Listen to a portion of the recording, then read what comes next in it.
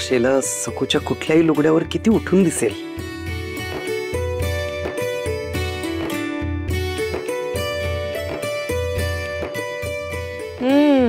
धाकल्या मालकीनबाईंचा पाडवा दणक्यात होणार जणू. मोहरतील.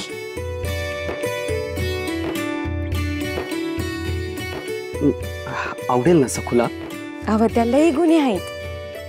तुम्ही देताय एवढंच त्यासनी मोलाचं आहे. काय देताय त्याचं मोल नाही.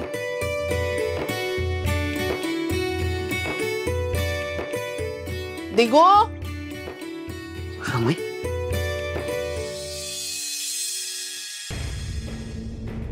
काय ग गंगे, आधी अंगण झाडून घेणार आहेस की ते तसंच ठेवायचंय? मी जाती अंगण आधी बघती.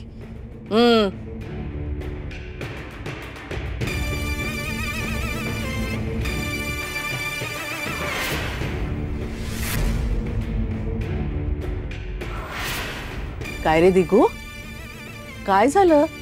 असा कावरा बावरा का झालायस? नाही तर काहीच नाही रमाई. का काय काय झालं? आपण काही लपवण्याचा प्रयत्न करतो ना दिगू, तेव्हा ते अधिक उघडपणे दिसायला लागतं. ते बघ, शेला दिसतोय मला. शेलाच आहे ना?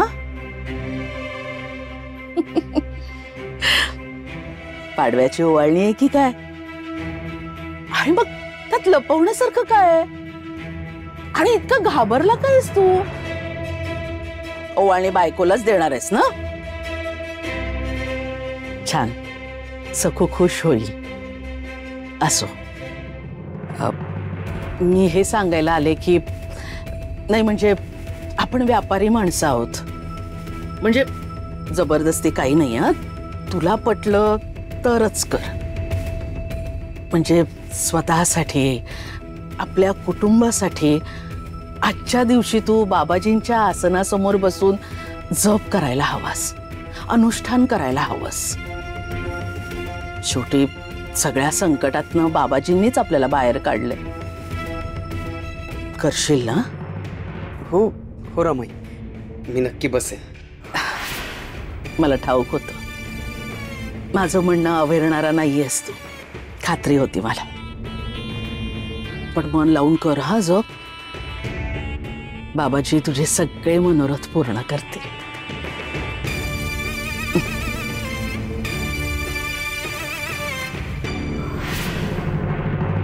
विठुरा, आज मी आई अंबाबाईच्या देवळात चाललीये.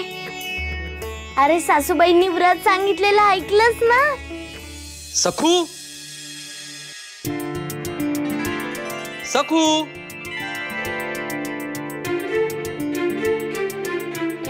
अरे च, सखू कुठे गेली?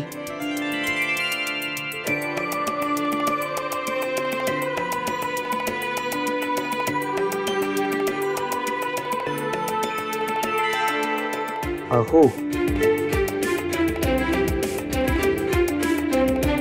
किती सुंदर लिहिलंय. खरंच खूप गुणी आहे सखू. घरकामात तर हुशार आहेच, रांगोळी पण छान काढते. आणि आता हे भरत काम सुंदरच आहे. पण ही गेली कुठे? रमाई, रमाई, अरे तू अनुष्ठानाला बसायचं नाहीये का तुला? हो हो, जातच होतो. हा,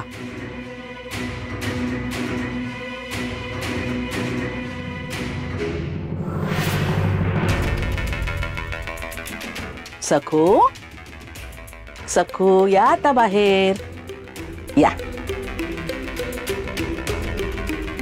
दिगून बघितलं नाही ना तुला? नाही नाही, अहोंनी अजिबात बघितलं नाही मला. आणि मी सुद्धा माझ्या डोळ्यांवर हात ठेवला होता, मीही बघितलं नाही. हे घे, हे निरंजन देवी समोर लावायचंय. हा, घरातनं हळूच बाहेर पड, जपून जा. हा,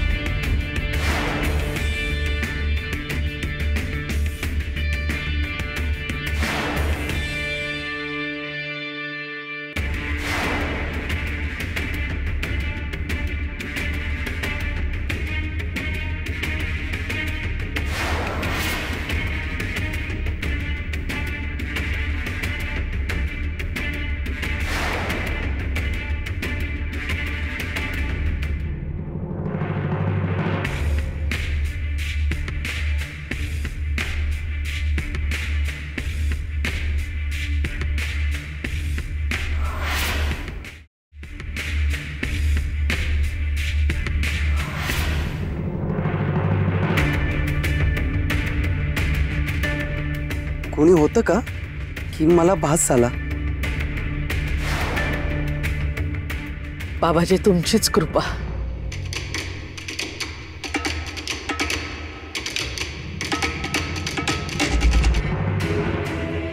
दिगो,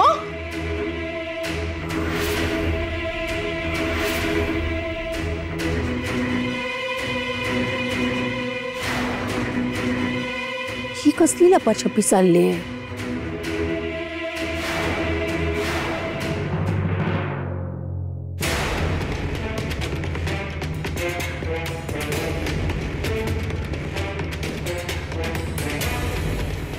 बरं सांग, तुला पाडव्यासाठी काय ओवाळणी हवी? सरुआजीने सांगितलंय ना माझ्याकडून मागून घे म्हणून. सांग बघू.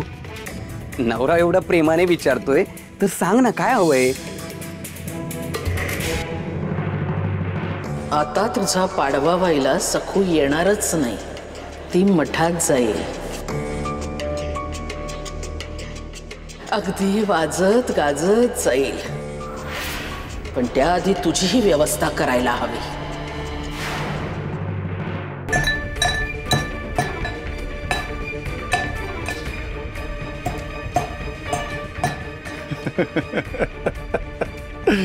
अरे माझ्या तीर्थरूपांवर पण अशी वेळ आली नसेल रे जी माझ्यावर आली आहे.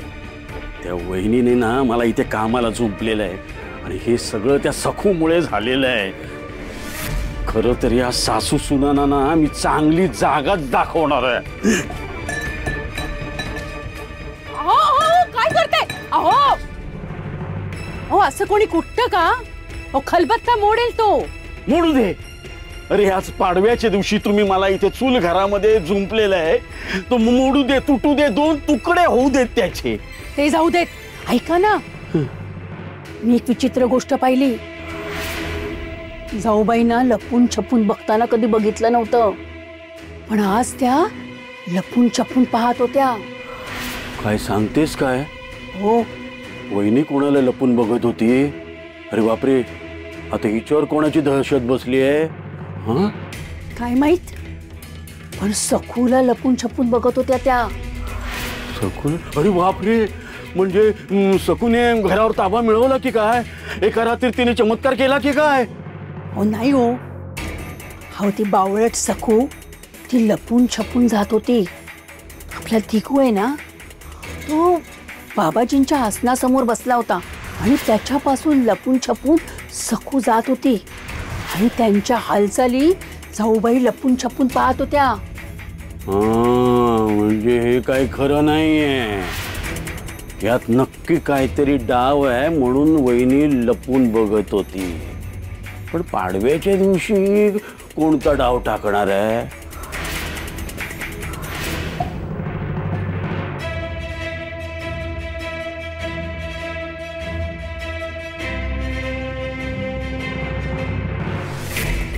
सखू,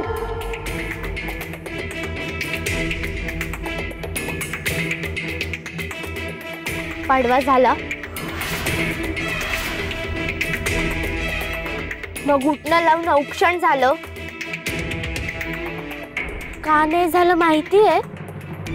कारण तुझ्या नशिबातच ते सुख नाही.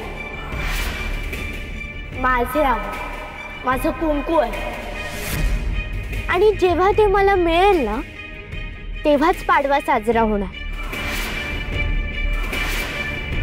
अगं माणिकताई, असं काय बोलतेस? अगं तसं नाही माणिकताई. हे व्रत पूर्ण झालं की मी आऊंना ओवाळणार आहे ना. सासूबाईच म्हणाला त्या माझ्या सासूबाई आहेत आणि त्या ते जाणतात. म्हणूनच सकाळी उठल्या उठल्या तुला पाडव्याचं काहीच करू नाही दिलं त्यांनी. कारण तो मान माझा आहे आणि त्यात तो मान मलाच दे. त्यामुळे तू अजिबात स्वप्न बघू नकोस.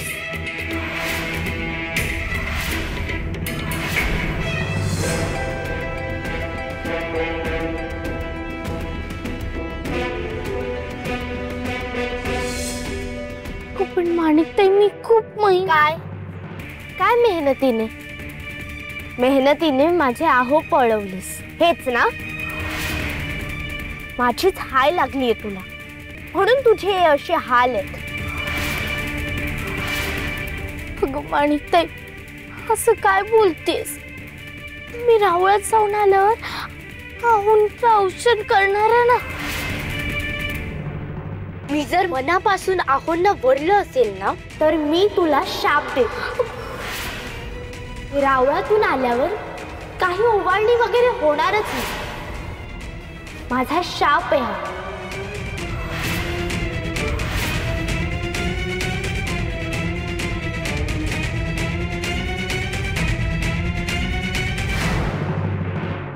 अहो काही सांगताय काय मुनीमजी? आपण काय धर्मार्थ पेढी चालवतो का? अयो मालकीनबाई, लोकांचं कसं झालंय बघा. मत म्हणतो मी. अहो सगळेच मला नाव सांगत होते हो. थोरल्या मालकांचं म्हणतो मी. त्यांना विसरा. म्हणावं आता ही मनोरमा पेढी चालवते. काही कुणाला कर्जमाफी मिळणार नाही, कुणालाही सवलत मिळणार नाही. लक्ष्मी पूजनाच्या आधी आपण सगळा हिशेब पूर्ण करतो आणि तुम्ही काही मध्येच नवनवीन देणी काढताय. माझंच चुकलं. मी आधीच लक्ष घालायला हवं होतं. मी बघते. तुम्ही कागद तयार ठेवा आत्ताच्या आत्ता. पण मालकीनबाई, अयो सणासुदीचा दिवस आहे हो. पाडवा म्हणतो मी. पाडवा नाही की भाऊबीज नाही, दिवाळी वगैरे काही नाही. तुम्ही कागद तयार ठेवा. वेळ वाया घालून चालणार नाही. मी बघते काय करायचं ते. ते काशीराम काका ते गाव सोडून चालले तर अशी खुशबू झाली हो माझ्या कानी. असे कसे गाव सोडून जातील? बाकीच्यांना गुंडाळून ठेवलंय म्हणून मलाही गुंडाळून ठेवतील विषात त्यांची. मी तयारीला लागते. सोबत न्यायचा दस्त तुम्ही तयार ठेवा. आलेच मी. दामू काका,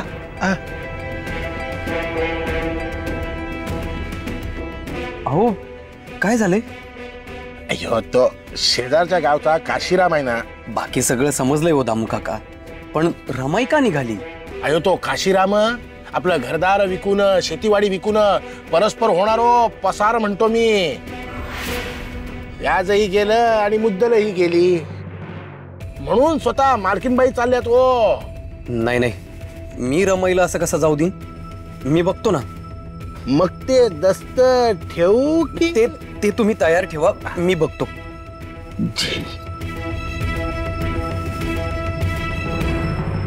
अय्यो मासा लागला हो, गळाला लागला म्हणतो मी. आता हा दिगू स्वतः जाणार काशीरामाकडे. मालकीनबाईंना कसा पाठवेल?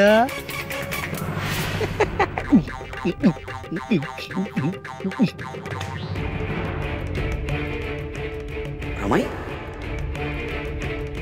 दिगू, मला तुझ्याशी बोलायला अजिबात वेळ नाही. मला लगेच निघायचंय. हा ग मी तेच सांगायला आलो होतो. मला दामू काकांनी सांगितलं. काय सांगितलं तुला मुनीमजीनी? काय गरज होती तुला सांगायची? त्यांना म्हटलं होतं कागद तयार ठेवा. ते करायचं सोडून चाहड्या करायला लागले. रमाई पण ऐकून तर घे. अगं आज दिवाळी आहे. अरे मला कसली दसरा आणि दिवाळी? अरे सणवार करत बसले असते तर हा एवढा मोठा डोलारा उभा राहिला असता का? यशस्वी व्हायचं तर सावकाराला सणवार नसतात. उलट रुणकोला गाठायची ही नामी संधी असते. हेच बाबाजींनी मला पहिल्या वर्षी सांगितलं. सर्वसामान्य माणसं एरवी आपल्याला चुकवतील, बहाणे करतील, पण सणाला ते आपल्या जीवलगांसोबत असतात. तेव्हा ते आपल्याला कसे चुकवणार? अगं पण रमाई, ए बाळा, तुला माझी कीव येते का रे?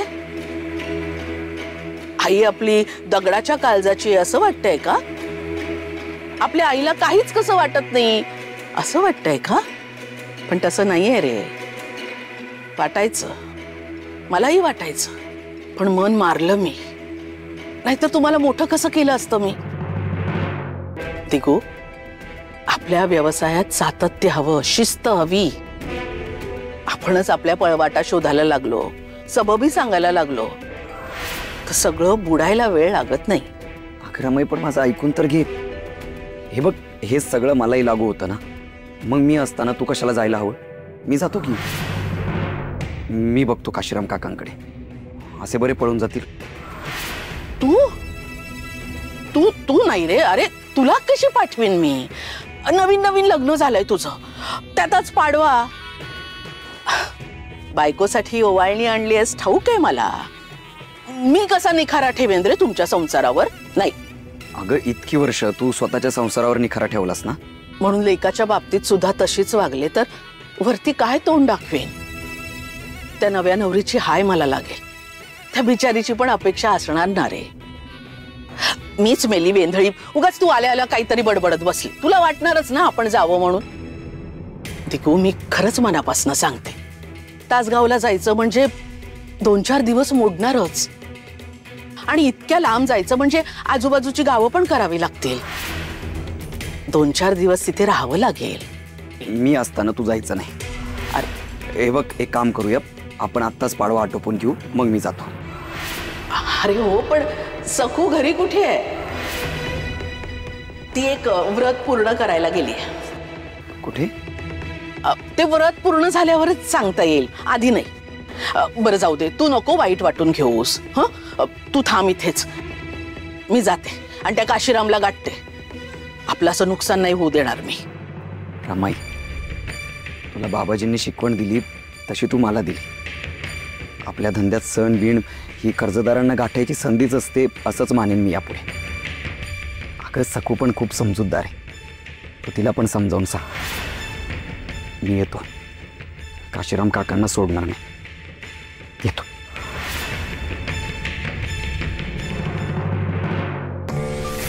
सखूला सांगे की आता तुमचा पाडवा कधीच होणार नाही.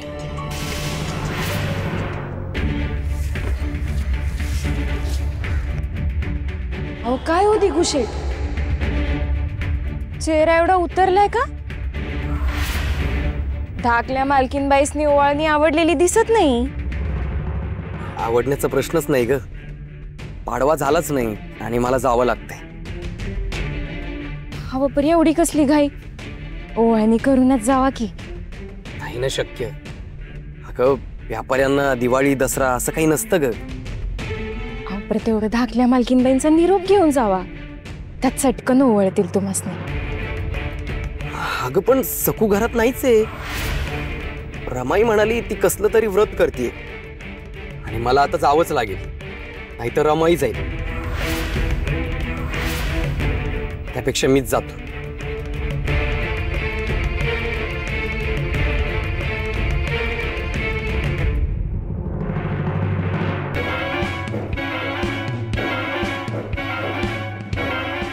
काय गे गंगे, रा कशाला पाहिजेत ग? उचापती म्हणतो मी. देवानी दिले ना ग नाक म्हणतो मी, त्यांनी श्वास घे आणि सोड म्हणतो मी. उगीच इकडे तिकडे खुपसायचं नाही हो, नाक म्हणतो मी. पाप.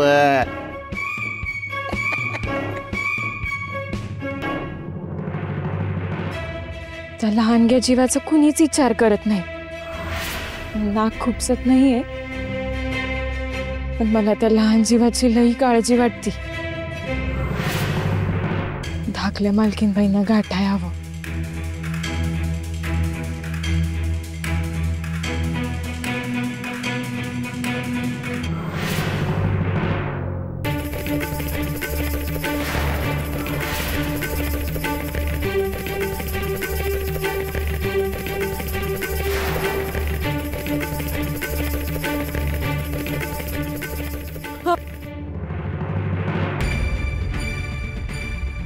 काय झालं गंगा मावशी, तू एवढी धावत का आलीस? हवं ओवाळणी न करता हे कसलं व्रत धरलंय? अगं असं काय करतेस? सासूबाईंनीच सांगितलं हे व्रत. पाडव्याच्या दिवशी ना उंच तोंड बघण्याच्या आधी देवी आईला निरंजन लावायचं असतं. सुखी संसारासाठी आशीर्वाद मागायचा असतो. अहो पर पाडव्याची ओवाळणी? अगं व्रत झालं की होणारच आहे ना ओवाळणी.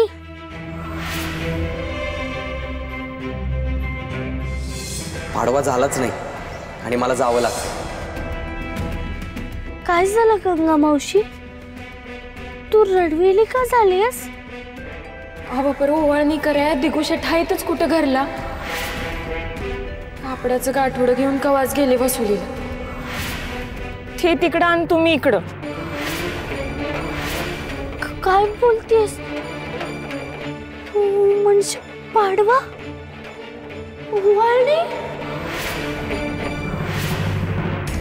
अहो तुम्ही घोर घेऊ नका, लई दूर गेलं नसतील. आपण त्यासनी जाऊन गाठू आणि माझ्या झोपड्यात करू की ओवाळणी. मग जाऊ देत त्यासनी कुठं जायचं असेल तिकडं. अहो विचार कसला करताय? चला की चटचट. हो का वेळ कशा पायी दवडताय? चला. अगं पण गंगा मावशी, सासूबाईंनी सांगितलंय की व्रत पूर्ण झाल्याशिवाय आऊंचं तोंड नाही बघायचं. मग मी बघितलं तर व्रत मोडेल ना ग. अहो असं कुठं असतंय? मी आता नाही ऐकलं बाई.